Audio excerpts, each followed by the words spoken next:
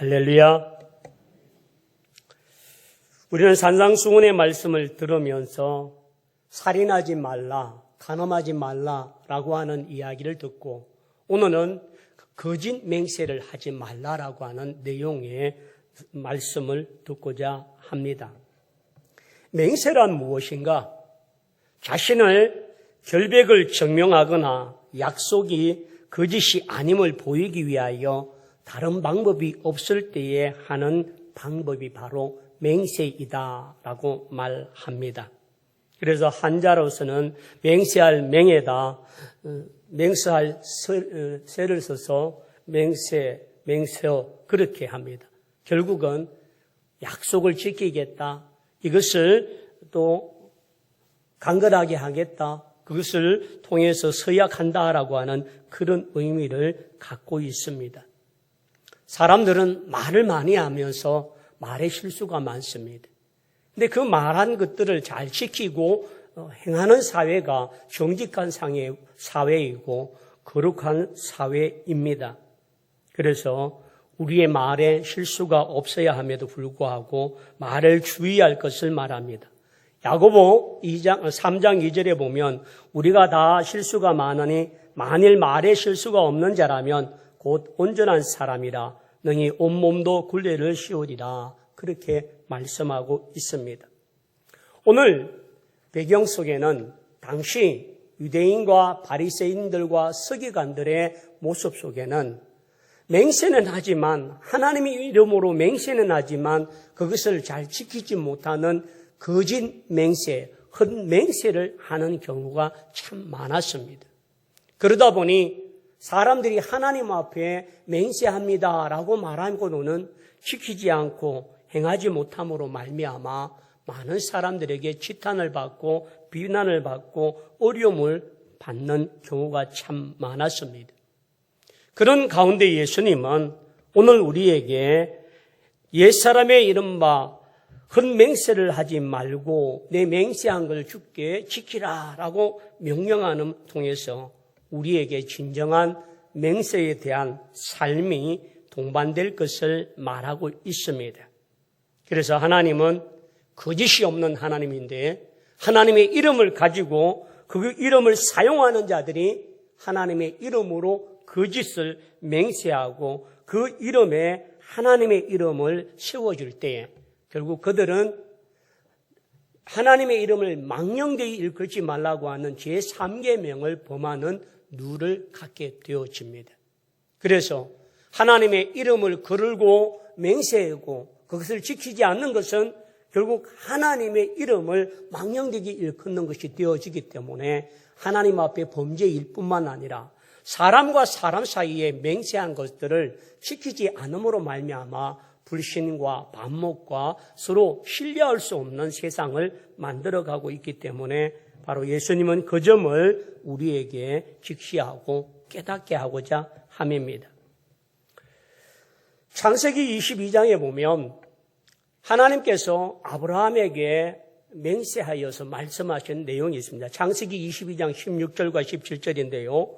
이르시되 여호와께서 이르시기를 내가 나를 가리켜 맹세하노니 내가 이같이 행하여 내 아들 내 독자도 아끼지 아니하였은즉 내가 내게 큰 민족을 주고 내 씨로 크게 번성하여 하늘의 별과 같고 바닷가의 모래와 같게 하리니 내 씨가 그의 대적의 성문을 차지하리라.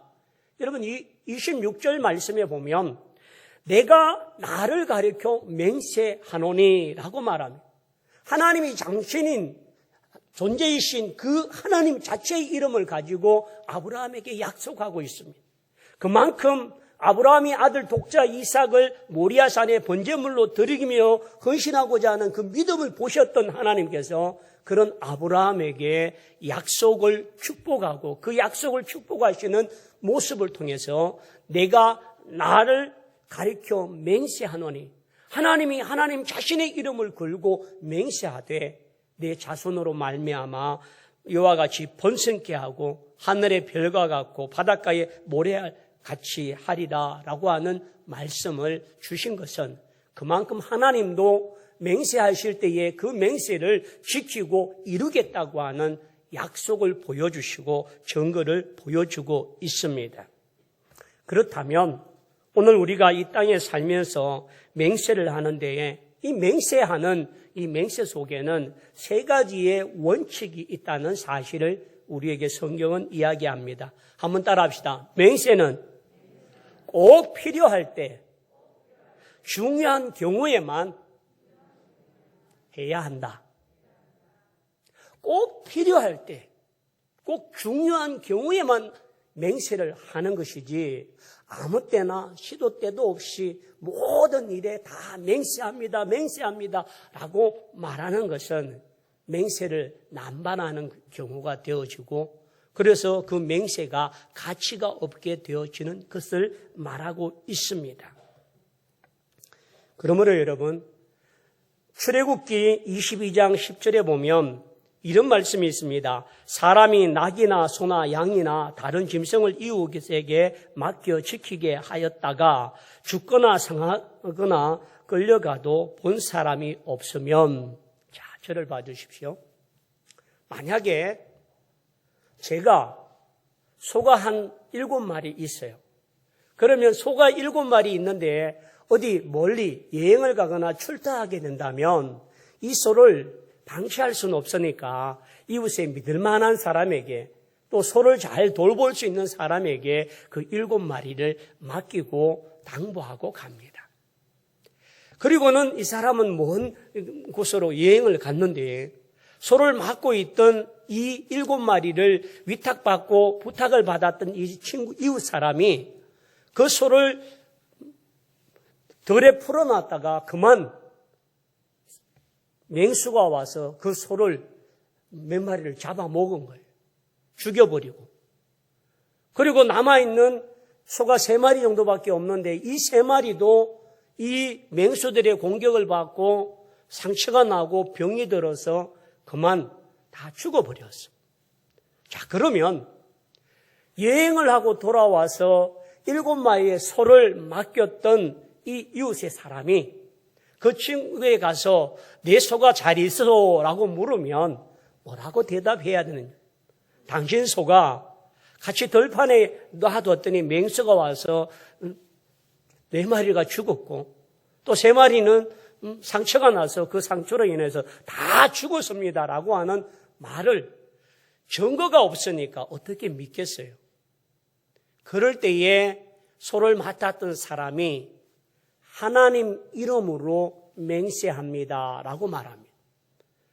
당신의 소가 죽게 되어진 상황은 들짐승의 맹수에 의해서 죽게 되었고 그 병으로 인하여 죽게 되었음을 이야기할 때에 그것을 증명하고 확정할 때에 하나님 여호와의 이름으로 맹세하여 가리켜 이야기하게 되어지면 그 친구는 그 말을 믿고 그 사람에게 맡긴 사람에게 더 이상 추궁하거나 배상할 필요가 없다는 말입니다.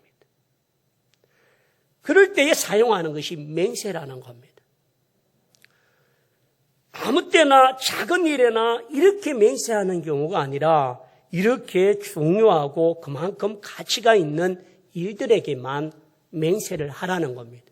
그래서 히브리 6장 16절 말씀에 사람들은 자기보다 더 큰 자를 가리켜 맹세하나니 맹세는 그들이 다투는 모든 일의 최후의 뭐라고요?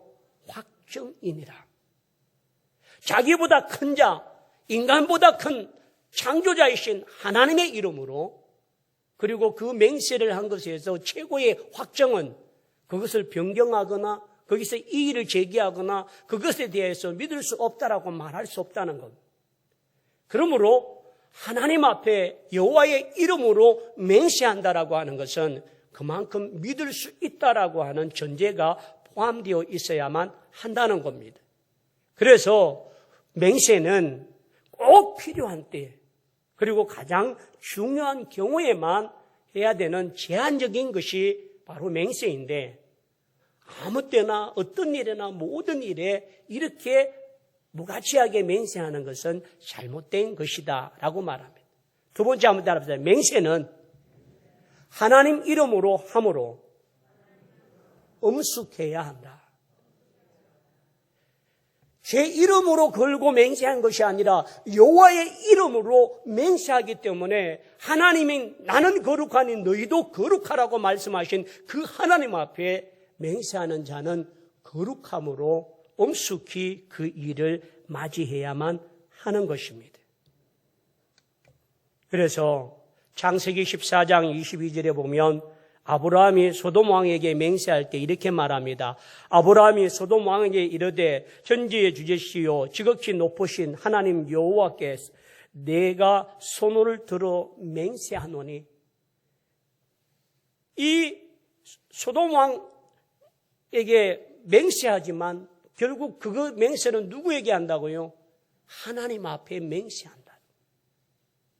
그만큼 하나님의 이름을 걸고 하는 이 맹세는 반드시 지켜야 되고 그것을 이루어야 한다는 그러한 모습이 있는데 결국 하나님의 이름으로 하는 것은 함부로 할 수 없다라고 하는 모습입니다. 창세기 24장 2절에 보면 아브라함이 자기 아들 이삭을 위해서 그 종 엘리에셀에게 며느리를 구하기 위해서 먼 길로 보냅니다. 그러면서 그 엘리에셀에게 창세기 24장 2절 말씀에 뭐라고 하냐면 아브라함이 자기 집 모든 소유를 맡은 늙은 종에게 이르되 청하건대 내 허벅지 밑에 내 손을 뭐하라고요? 넣어라. 자, 허벅지 밑에 내 손을 넣으라고 하는 것은 이것은 한도뼈입니다. 한도뼈가 있는 곳은 뭐냐면 골반과 골반 사이에 있는 남자의 생식기를 말합니다. 결국 그것은 가장 중요한 모습인데 하나님의 앞에 실로서 맹세하는 것을 이야기할 때에 사람에게 절대적인 충성을 하고 하나님과 함께 언약을 맺어서 그 언약이 변치 않고 그 언약을 파괴하지 않겠다고 하는 약속의 정표로 한도뼈에 손을 넣는 것을 말합니다. 엘리에셀은 무슨 의미로 이와 같이 손을 넣냐면 내가 당신의 말을 신실하게 지키고 충성되이 그 일을 이루겠습니다 라고 하는 뜻이고 또 한 가지는 하나님 앞에서 맹세한다라고 하는 의미가 그 속에 포함되어 있습니다.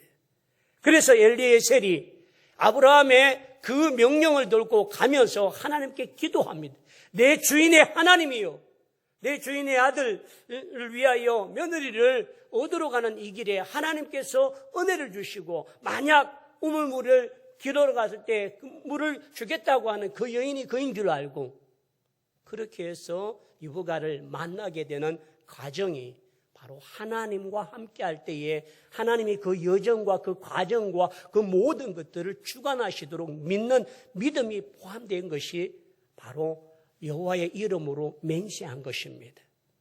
그러므로 여러분, 오늘 우리가 하나님 앞에 여호와의 이름으로 맹세합니다라고 말한 그것에 대하여 이런 신실하고 충성스럽고 그것을 지키고 이루기 위하여서 헌신할 마음의 각오가 되어 있어야만 한다는 겁니다. 그렇지 아니함에도 불구하고 그냥 나는 여호와의 이름으로 맹세한다라고 하는 그것만을 한다는 것은 온전하지 못하다라고 하는 것입니다. 사무엘상 20장 8절에 보면 다윗과 요나단이 맹세하는 그런 맹세의 모습입니다. 그런즉 바라건대 내 종에게 인자하게 행하라. 내가 내 종에게 여호와 앞에서 너와 맹약하게 하였음이니라. 그러나 내가 제약이 있으면 내가 친히 나를 죽이라. 나를 내 아버지께로 데려갈 이유가 무엇이냐 하리니. 다윗과 요나단이 서로 맹약을 하며 그 맹약을 위해서 하나님 앞에 목숨을 걸고 서로가 지키고 신실하게 하겠다라고 하는 내용을 담고 있습니다. 그러므로 여러분, 여호와의 이름으로 하나님의 이름으로 맹세할 때는 그 맹세에 대하여 신실하게 지키고 충성하고 이룰 수 있는 믿음이 전제가 되어야만 그것이 가능하다는 것. 믿음 없는 모습으로 믿음은 없는데 하나님 이름으로 하는 것은 하나님의 이름을 망령되이 일컫는 것이라고 성경은 말하고 있습니다. 세 번째는 한번 따라합시다. 맹세는 반드시 지켜야 한다. 그래서 맹세가 아무 때나 모든 일에 하는 것이 아니라 중요하고 또 꼭 필요한 때에 해야만 하는 것이고 하나님 앞에 한 것이기 때문에 하나님에 대한 믿음을 가져야만 하고 또한 그 맹세는 반드시 지켜야만 합니다. 레위기 19장 12절에 보면 너희는 내 이름으로 거짓 맹세함으로 내 하나님의 이름을 뭐하게 하지 말라고요? 욕되게 하지 말라. 맹세를 해놓고 거짓 맹세를 함으로 말미암아 하나님의 이름을 욕되게 하는 것이라고 말씀하고 있습니다. 여러분 마태복음 14장에는 어떤 내용이 나오느냐 하면 헤롯 왕이 자기의 동생의 아내인 헤로디아를 결혼을 합니다. 그리고는 헤롯이 잔치를 배설했는데 이 헤로디아의 자기의 동생의 아내였던 자기와 재혼을 한 이 여인의 딸이 많은 사람이 모여 있는 곳에 춤을 추면서 그 아버지와 왕과 모든 사람을 흥겹고 즐겁게 만들어 주었습니다. 이 헤롯이 기분이 너무 좋아서 딸에게 내 소원이 무엇이냐, 내게 나라의 절반이라도 주겠다라고 약속을 합니다.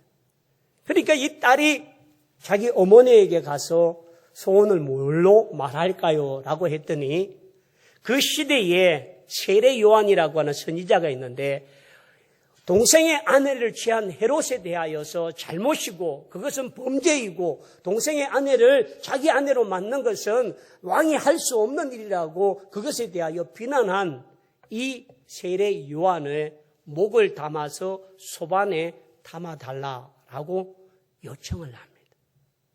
헤롯은 많은 사람들 앞에 왕이라고 하는 이름으로 약조하고 맹세한 것이기 때문에 그 일에 대하여 변개할 수 없었습니다.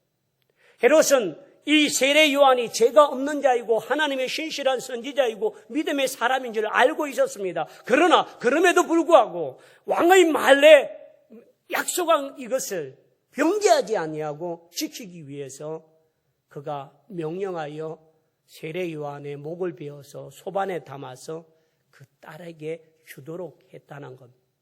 이처럼 그 시대의 상황 속에는 유대 사회에 있으나 이와 같은 사회 속에는 맹세라고 하는 그것은 반드시 지켜야 하는 모습을 갖고 있기 때문에 중요하다라고 하는 것을 말하고 있습니다. 그러므로 여러분, 맹세는 함부로 하는 것이 아니라라고 하는 것을 말합니다. 레위기 19장 12절에 너희는 내 이름으로 거짓 맹세함으로 내 하나님 이름을 욕되게 하지 말라라고 말하고 민수기 30장 2절에 보면 사람이 여호와께 서원하였거나 결심하고 서약하였으면 깨뜨리지 말고 그가 입으로 말한 대로 다 행할 것이라. 신명기 23장 22절과 23절에 보면 내가 서원하지 아니하였으면 무죄하리라. 그러나 내 입으로 한 것은 그대로 실행토록 유의하라. 무릇 자원하는 예물은 내 하나님 여호와께서 내게 서원하여 입으로 언약한 대로 행할지니라.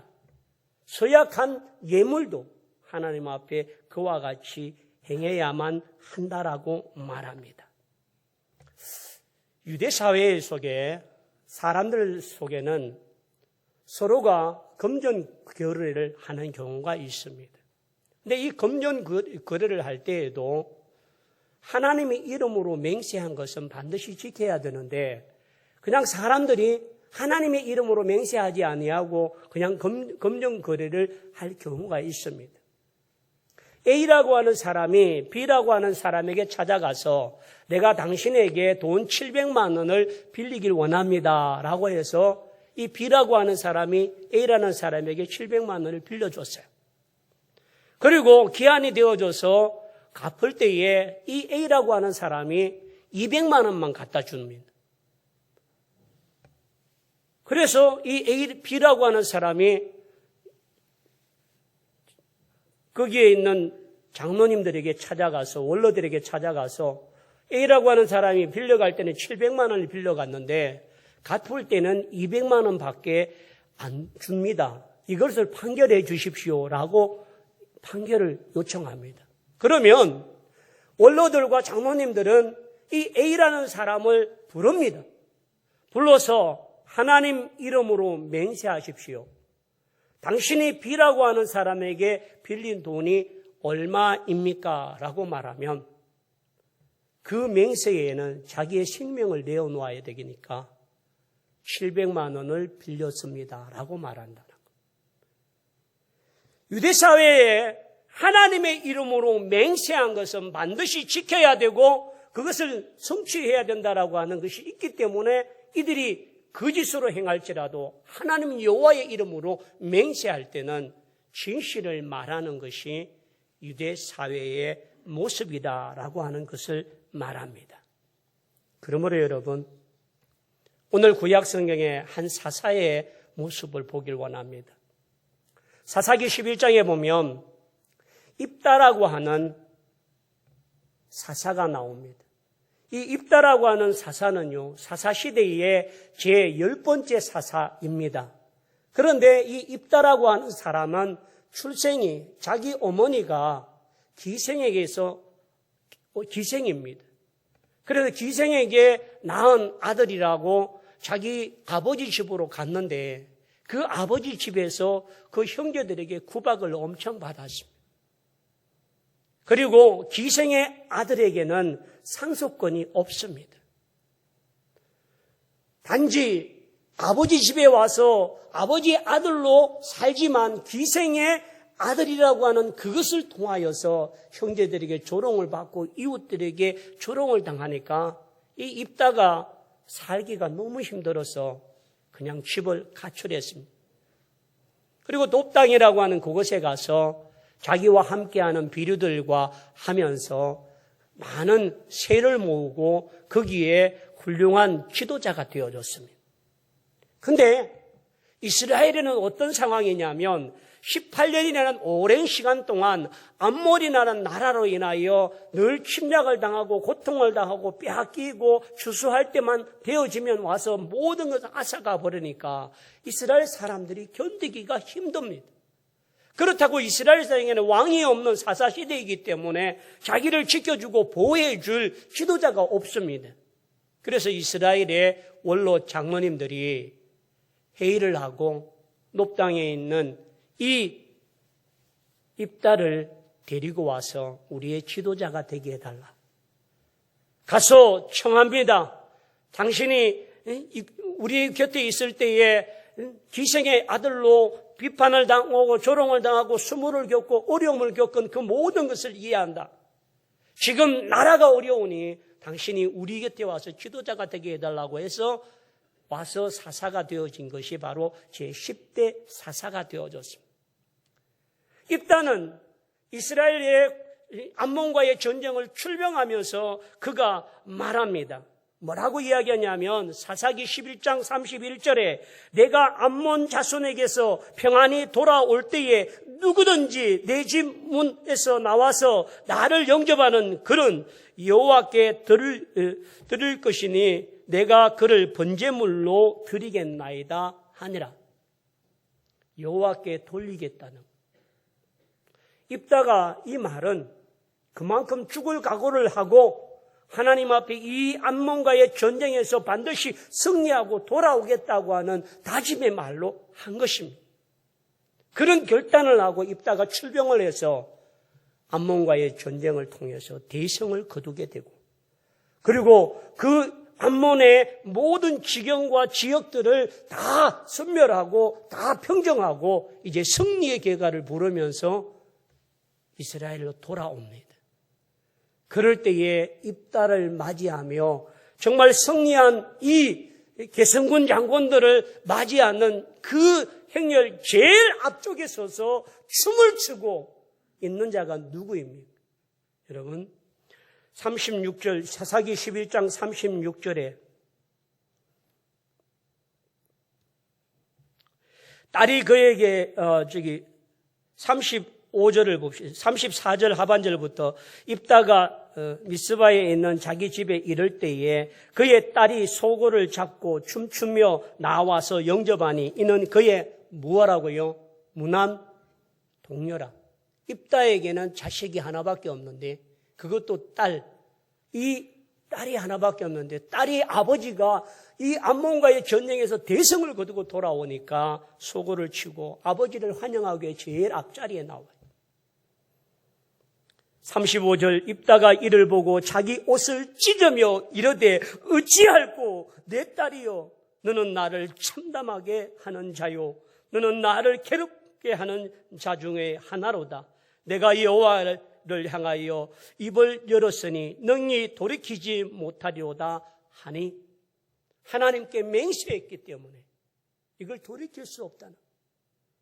근데 이렇게 괴로워하고 근데 그 딸이 아버지에게 이렇게 말합니다. 36절에 딸이 그에게 이르되 나의 아버지여 아버지께서 여호와를 향하여 입을 여셨으니 아버지의 입에서 내 말씀대로 내게 행하소서.